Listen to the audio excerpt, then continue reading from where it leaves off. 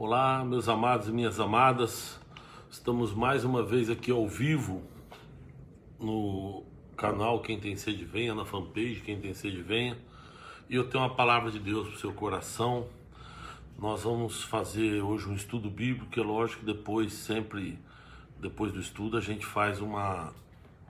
traz uma mensagem, né, de Deus, uma mensagem de ânimo e de fé. Tá? Queria mandar um abraço para a Sônia, que já entrou com a gente ali. Vou dar um tempinho para entrar um pessoal, para a gente começar o nosso estudo. Esses estudos são os estudos que eu tenho feito via Skype, né, nesse período que a pandemia do coronavírus aí assola o país. Nós temos feito estudos à distância, né?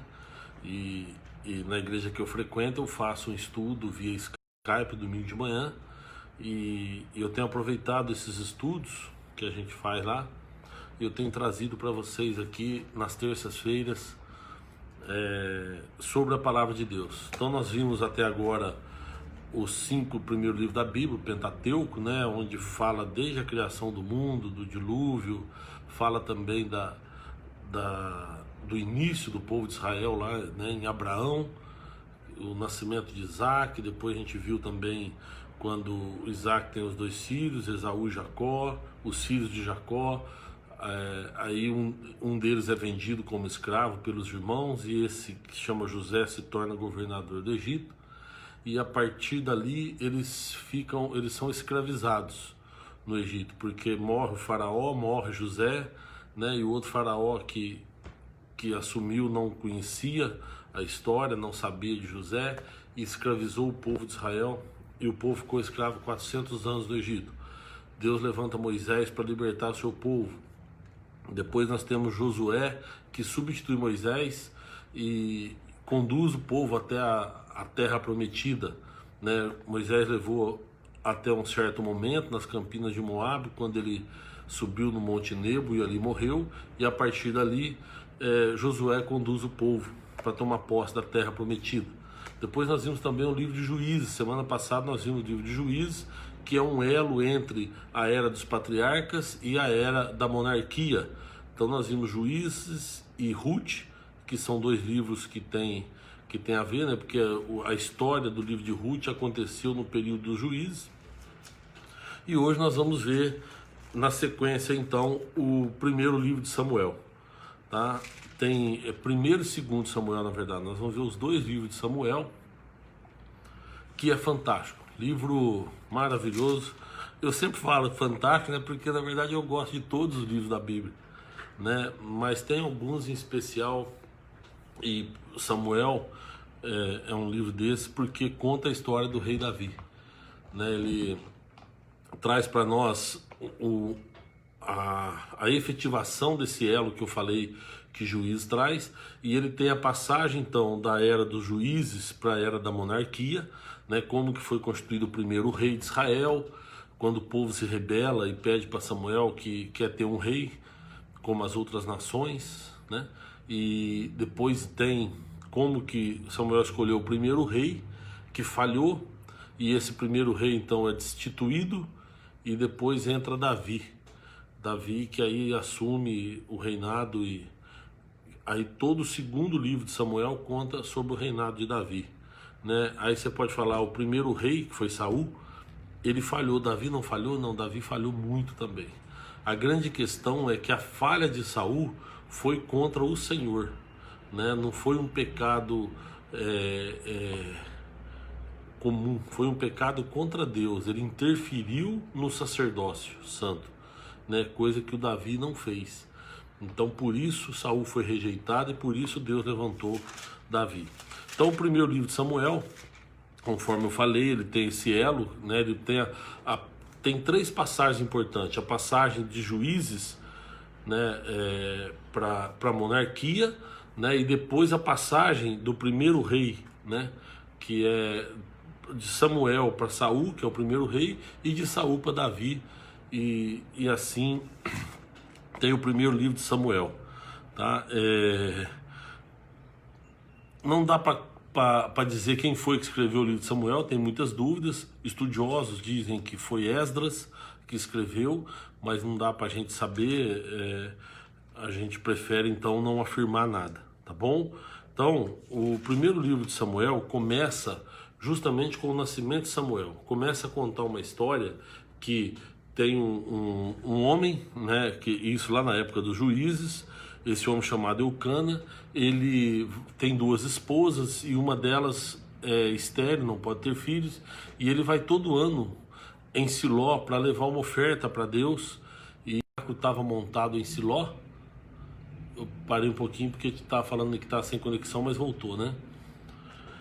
Então o tabernáculo estava montado em Siló e todo ano as pessoas iam para levar uma oferta e para orar e para ofertar em favor dos pecados, né? Para perdão dos pecados. E aí Eucana ia com as suas esposas e numa dessas aí, Ana, que era uma das suas esposas, orou demais, orou a Deus porque ela queria ter um filho. E ela fez uma promessa que se Deus desse um filho a ela, esse filho ia ser totalmente dedicado ao Senhor, ela ia entregar seu filho ao Senhor. E nasceu o menino Samuel. Ela pegou aquela criança e levou para o sacerdote que estava lá em Siló. O sacerdote era Eli. E aí Eli criou aquele menino debaixo da graça de Deus, né? Samuel cresceu então ali na casa do sacerdote Eli, né, que ficava do lado do templo ali. Acontece o seguinte, ele era um descendente de Levi, descendente de Arão, porque os sacerdotes tinham que ser da linhagem de Levi, né? Todo mundo sabe a história aí das 12 tribos, né, que a gente sempre fala aí, tem as tribos de Ruben, de Simeão, a tribo de Judá, de onde descendeu Jesus, né? E tem a tribo de Levi, de onde descendia todos os sacerdotes. E Eli foi o último sacerdote desta linhagem da tribo de Levi. Por quê? Porque depois disso, depois que ele já estava idoso, os filhos dele é que deveriam assumir. Mas os filhos dele pecavam também duramente contra Deus. Ele mexia nas ofertas que o povo levava. Essa é a gravidade, às vezes, de líderes mexerem na oferta do povo, né? Mas o que acontecia era isso, o povo levava as ofertas, normalmente os animais, eles tinham que queimar a gordura dos animais para oferecer para Deus a oferta. E os filhos de Eli iam lá e pegavam a carne antes de eles queimarem a gordura para assar, enfim, ele pecava contra o sacerdócio do Senhor. E por isso Deus rejeitou também o sacerdócio deles e levantou Samuel para ser o novo sacerdote no lugar do Eli. Então Samuel se tornou juiz, sacerdote e profeta, porque Deus começou a falar com ele também, falar com o povo através dele. E num desses momentos aí, Samuel assumiu o sacerdócio. O povo diz que os filhos dele também não são bons igual a ele, que não fazem o bem que ele mesmo faz. E então o que acontece é que os filhos dele pecavam, os filhos dele também não eram bons, e o povo então rejeita. E chega para Samuel e fala: Samuel, nós não queremos mais ficar do jeito que nós estamos, ou seja, debaixo do sacerdócio, juízes, nós queremos um rei igual as outras nações têm. Que naquela época então era assim, né? O juiz é que julgava e o sacerdote é que fazia toda ali a parte litúrgica do templo. Eles falaram: nós não queremos mais isso, nós queremos ter um rei igual tem as outras nações. E aí então Samuel ficou muito chateado com aquilo, Samuel ficou triste demasiadamente. Foi quando então Deus chama Samuel e fala para ele, fala assim: eles não estão rejeitando a ti, eles estão rejeitando a mim. Então, se o povo quer realmente um rei, diga a eles que eles terão um rei. Talvez até daí que vem aquela frase: a voz do povo é a voz de Deus, né? Mas aí Deus falou: se eles querem o rei, diga a eles que eles terão um rei. Porém, explique a eles tudo o que vai acontecer. Então na Bíblia, no capítulo 8, fala assim: e falou Samuel todas as palavras do Senhor que lhe pedia um rei, ao povo que lhe pedia um rei. Disse: este será o costume do rei que houver de reinar sobre vós, e ele tomará os vossos filhos e os empregará para os seus carros e para os seus cavaleiros, para que corram diante dos seus carros, e os porá por príncipes de milhares e por cinquentenários, e para que lavrem a sua lavoura, e seguem a cega, e façam as suas armas de guerra e apetrechos de carros. Ou seja, olha, os filhos de vocês vão trabalhar para o rei, filhas vão trabalhar nos palácios. Ele vai aqui explicando, no capítulo 8, ele vai explicando tudo que os impostos que eles iam ter que pagar, enfim, tudo que ia acontecer quando levantasse o rei. E mesmo assim o povo preferiu ter um rei. Então Samuel, orientado por Deus, foi até a casa de Saul e levantou o primeiro rei de Israel, que foi Saul. A pedido do povo que queria um rei, Samuel foi lá, ungiu Saul, e o próprio povo viu que Saul era um rapaz bonito, forte, alto, e aí colocou Saul como rei de Israel. Foi o primeiro rei de Israel. A questão é, conforme eu falei no começo, Saul, ele cometeu um erro grave. Ele era um rei poderoso, ele era um rei que ia na frente das batalhas, um rei batalhador, brigador, né? Porém, teve um momento que ele teria que fazer uma oferta ao Senhor. E Samuel combinou com ele, dali a 7 dias, os dois fazerem ali um ritual para fazer algumas ofertas a Deus. E Samuel atrasou para chegar onde eles combinaram. Naquela época não tinha celular, né? O que Saul fez? Ao invés de esperar Samuel, ou ao invés de deixar para fazer outro dia, não. Ele pediu para o povo trazer as ofertas que ele mesmo ia oferecer aquelas ofertas a Deus. E aquilo ali foi um erro terrível, porque, conforme eu falei no começo, ele não pecou contra o homem, ele pecou contra Deus. Algo que era precioso, que só o sacerdote poderia fazer. Saul vai lá como rei e decide ele fazer. E ali, depois de um tempo, Samuel chega, e quando chega, Saul falou: olha, eu cansei de te esperar. E Samuel falou: olha, o que você fez, você pecou contra Deus, e Deus vai rasgar das tuas mãos o teu reino, vai arrancar das tuas mãos o teu reino. E aí Samuel fala para ele uma frase que até ficou famosa, porque depois Paulo repete isso, mas fala: porém agora não subsistirá o teu reino, já tem buscado o Senhor para si um homem segundo o seu coração. Então Deus levantou um homem, já não mais escolhendo pela aparência, pelo porte físico, mas sim pelo coração. Deus estava escolhendo alguém que fosse alinhado com ele, que o amasse e que fizesse aquilo que fosse alinhado com ele. E aí então Samuel vai na casa de Jessé e unge Davi. Depois você lê aí, no primeiro livro de Samuel, tem tudo isso que eu estou falando, ele unge Davi. Davi, apesar de ter sido ungido rei, ele ainda era muito jovem, Saul continua sendo rei, e Davi ele vai visitar o palácio de vez em quando. Lógico que isso tem, ele não ia, Saul não imaginava que Davi ia substituí-lo, mas Davi, além de pastor de ovelhas, ele tocava harpa, e diz que Saul ficava muito irritado, e quando Saul se irritava demais, Davi tocava a harpa para ele e ele se acalmava. Então, de vez em quando, Davi ia até o palácio para tocar a harpa para o rei. E no primeiro livro de Samuel tem também a grande batalha, uma das batalhas mais famosas da Bíblia, que é Davi contra Golias, né? Eles estão em guerra contra os filisteus, tem um gigante filisteu chamado Golias que desafia o exército de Israel, e nesse desafio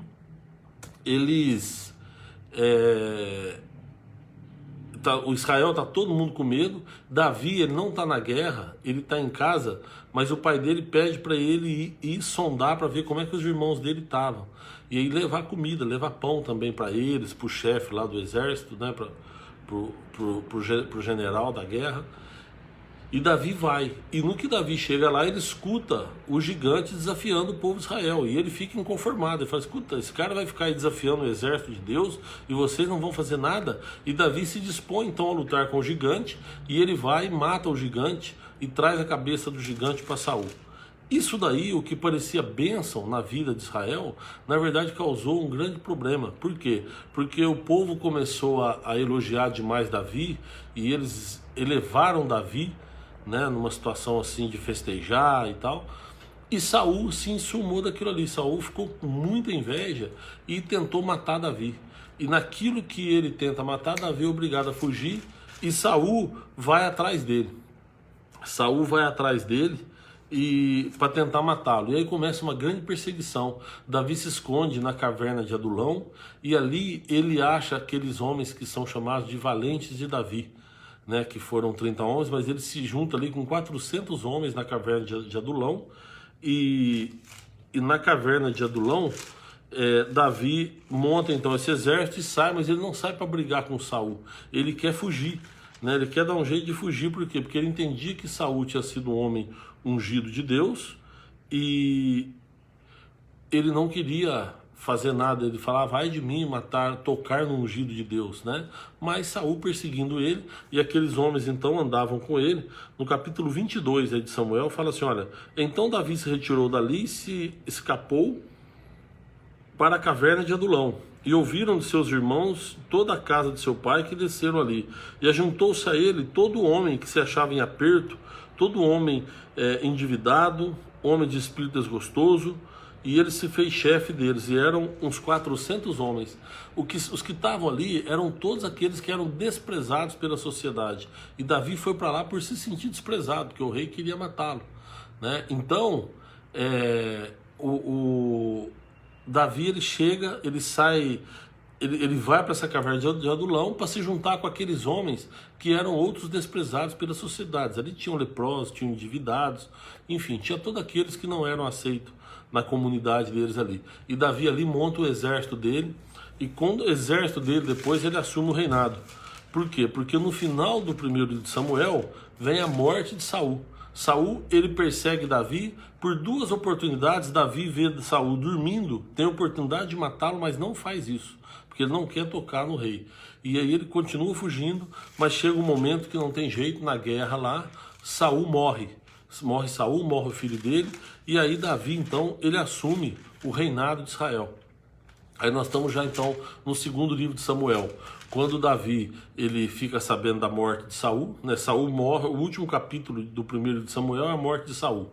Começa o segundo livro de Samuel, Davi sendo comunicado da morte de Saul, Davi assume o reinado, né? E ele é um rei onde o povo gosta demais dele. E o segundo livro de Samuel então tem toda a história de Davi como rei de Israel. Quando ele pecou lá contra Betseba, todo mundo sabe essa história também, né? Que ele estava no alpendre do palácio e viu de longe uma mulher e pediu para chamá-la. Ela era casada com um dos e ela vai ao encontro de Davi. Davi deita-se com ela e ali ela fica grávida. Davi manda chamar o soldado para ele ficar em casa, para ele achar que o filho era dele, mas ele se recusa, e Davi então manda matar o rapaz. Esse foi o grande pecado de Davi, provavelmente, acho que não tenho dúvida, foi o grande pecado de Davi. E ali tem até uma história interessante, porque depois que Davi manda matar o soldado, o profeta Natan chega para ele e fala, majestade, nós... E Davi então fala, o que aconteceu? E ele fala, olha, tem um rapaz ali que ele é muito rico, tem muito gado, muitas ovelhas, bois, e ele recebeu visita de uns familiares, e ele decidiu fazer um churrasco para eles. E tem um vizinho dele que tinha uma única vaquinha, uma vaquinha que era de dentro de casa, comia com eles na mesa, ficava dentro de casa, era de estimação, e o cara mandou matar a vaquinha do cara para poder servir a família, sendo que ele tinha um monte. E Davi ficou indignado com aquilo e falou, manda matar ele agora, é pena de morte. E Natan falou para ele, mas esse cara é o senhor. Aí ele falou, como assim? Ele falou, o senhor poderia ter a mulher que o senhor quisesse, ninguém pode negar o chamado do rei, mas o senhor foi justamente naquela única que Urias tinha, né? E aí Davi então fica muito triste, né? Ele tira as roupas reais, se humilha, começa, põe pano de saco. Naquela época era a tradição do rei quando queria se humilhar, né? Vestia-se com pano de saco, enfim, começa a chorar e pedir a Deus. Mas aquele menino que nasceu de Betseba, ele faleceu. Ele ficou um tempo, Davi adoeceu, Davi ficou muito mal com aquilo, pedindo a Deus para curar o menino. Depois disso, Davi tinha casado com Betseba, né, que ela ficou viúva, Davi casou com ela, e aí ela teve outro filho, e este filho é Salomão, que substituiu Davi depois no reinado de Israel, né? O segundo livro de Samuel, então, tem toda a história de Davi como rei, como ele conduzia tudo, e termina quando ele recebe um castigo por ter contado o povo. Davi, a soberba pega um pouquinho nele, ele quer saber quantas pessoas tem sob o comando dele. Então ele chama o pessoal dele e manda contar quantas pessoas tinham em Israel naquele momento. Eles contam, e depois disso o profeta Natan chega para ele e fala: você pecou contra Deus, porque você fez algo que Deus não pediu para você fazer, e Deus sentiu uma certa soberba no seu coração. E aí ele dá 3 castigos para Davi escolher um. E Davi escolhe um que era de 3 dias de praga, que tinha também um que era 2 anos de guerra, tal. E falou: eu prefiro cair na mão de Deus, que é justo e que tem misericórdia, do que cair na mão dos homens. Então eu escolho esse das pragas. E aí vem as pragas, e depois disso Davi vai e constrói um altar para Deus na eira de Ornã, onde ele comprou lá, né, que era lá em Araúna, na eira de Araúna. Davi vai para Ornã, compra essa eira e ali ele constrói um altar. E esta eira tem um valor histórico, porque é um lugar onde Abraão tinha ido sacrificar Isaac, no Monte Meriá. E é onde depois Salomão construiu o templo, e que hoje está lá no centro de Israel, mas hoje já não tem mais o templo, né? Todo mundo sabe que hoje tem, os muçulmanos foram lá e construíram aquele templo deles lá, que é o Domus Dourado, tem aquela cúpula dourada lá, né? É naquele lugar, quem já viu fotos, vídeos de Israel, quem já foi lá sabe, ali era a eira de Araúna, onde Davi comprou, fez um altar para Deus, e ali então é o mesmo Monte Moriá onde Abraão ia sacrificar do Senhor. E aí encerra o segundo livro de Samuel no capítulo 24, tá? Então, não sei, às vezes a gente vai falando aqui, não sabe, né? Como não tem a gente não está perto, né? Não dá para saber se tem dúvida, se não tem. Aqui é mais mesmo um estudo que eu falo e que, né, não tem interação. Mas o que eu quero dizer para vocês é o seguinte: é que a Bíblia, ela nos traz ensinamentos tremendos que a gente precisa tirar para o nosso dia a dia, né?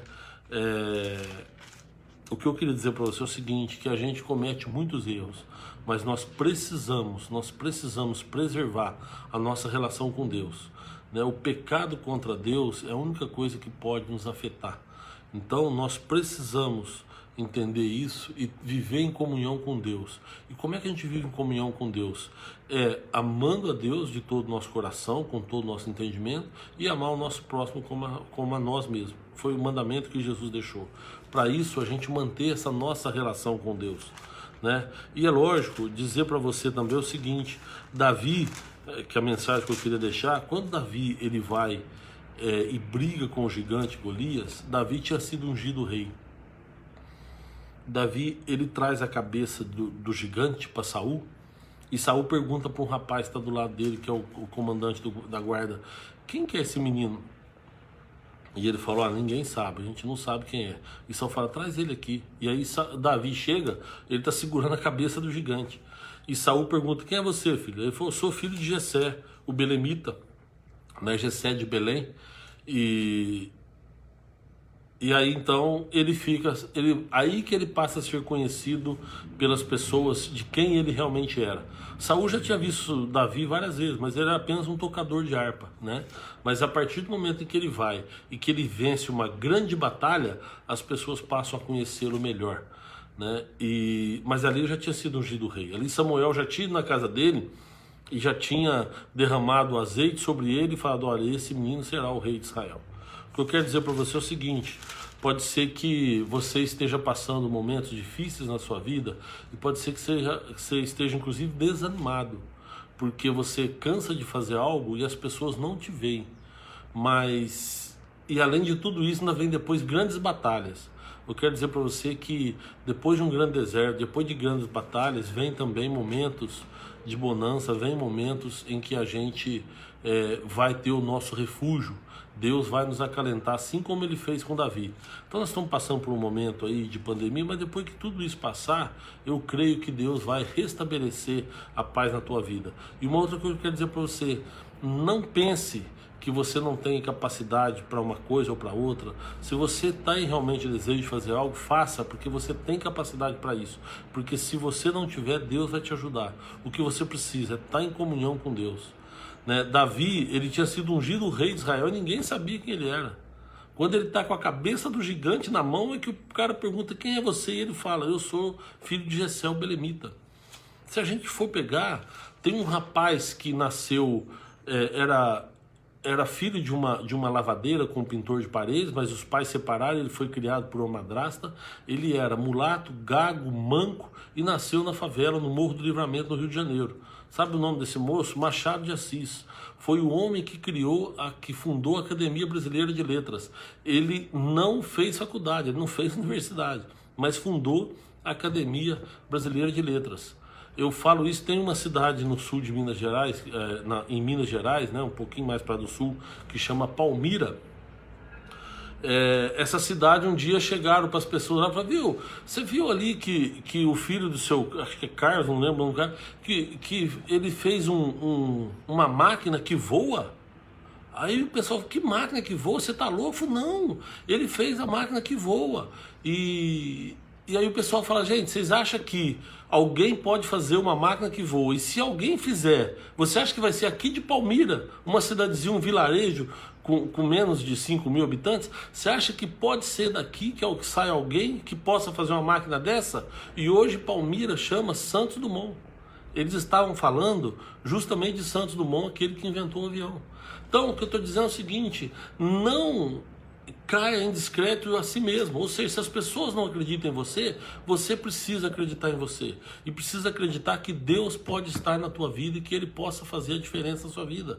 Porque Deus, se você estiver com Ele, Ele não vai te desamparar.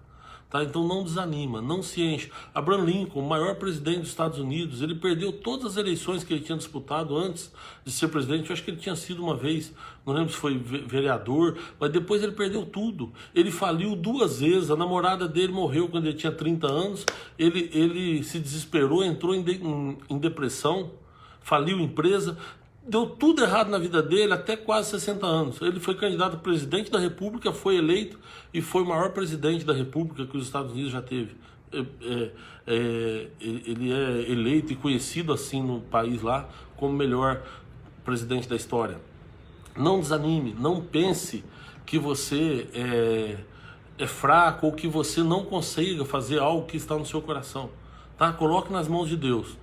E Deus vai te levantar e você será forte o suficiente. Assim como Davi foi para derrubar o gigante e para se apresentar na presença do rei, na presença daquele que um dia sairia para ele o substituir. Tá bom?